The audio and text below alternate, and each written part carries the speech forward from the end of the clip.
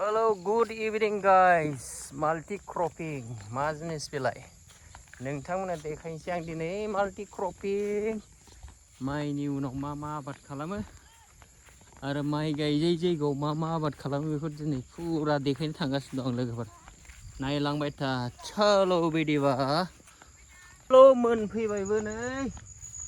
मोनफैबायबो जायगाया माल्टि क्रपिं माइ गायबाय माइ गायजायै जायगायाव मा गायजायो फुरा देखायलांनोसै नायबाय था बिराद बिउटिफुल नै बिबारफ्रा हाला हाला आरो ओरैहाय मा दं या देखु आरो बेखौ नायबावदो नै बेनिफ्राय मा मैगं दङ नै फुरा देखो ये क्या लम्बा फुरा बेबायदि आबाद मावनानै जाजायो लोगोफोर माइ जायै जायगायाव बेखौ गायदो माइ जानायाव गायदो नै बेफोरखौ गायदो हाला आरो बेजों लोगोसे मा दंबावो फुरा देखायनोसै सल' हरैजाय वाव बेखौ नुबायना नै फुरा फिथाइजोब या खालि फिथाइ जेबो गैया फुरा अर्गानिक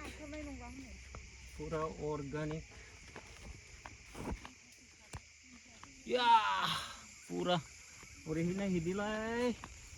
देखायथ'नोसो हाला वा फिथाइजोब ओरै फारसेथिं देखायहैनोसै हाला फिथाइजोब नै देखायस्र'नो हाला हरै थांनि ओरैहाय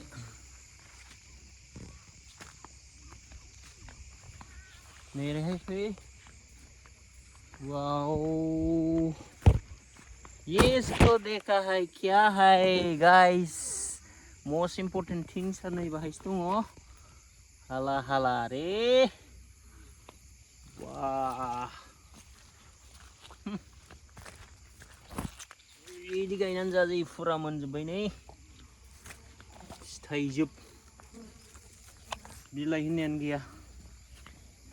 वाह गिनांगौसो बे फुरा बानलुजोब गाइस गय मन नांगौ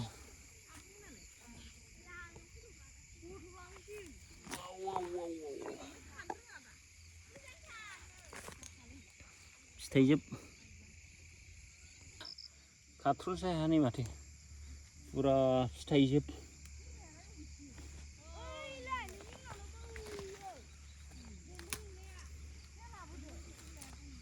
बेसेबां नांगौ बानलु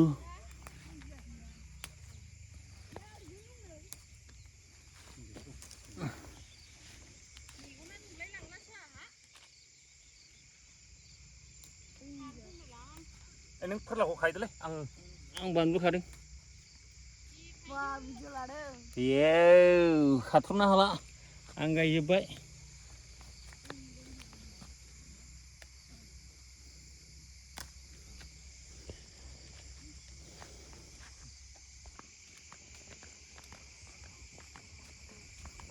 ओरैहाय देखायनोसैलाय लोगोफोर नै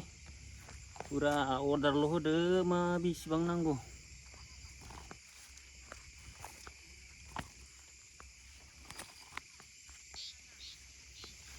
एसे उनाव देखायनोसै नामा लोगोफोर बाय अर्डार होदों बेखौ खाग्रोसै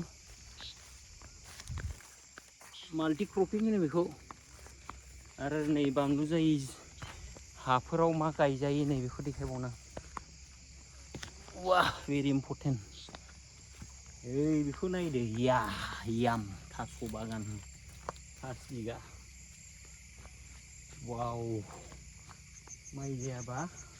बेखौ गायजायो आरो बे जायाबा नै बेखौ फोजायो मा बिलाइ गुवार फाथो होमबा दिनै दोनथ'नोसै नामा guys hello' thank you all the best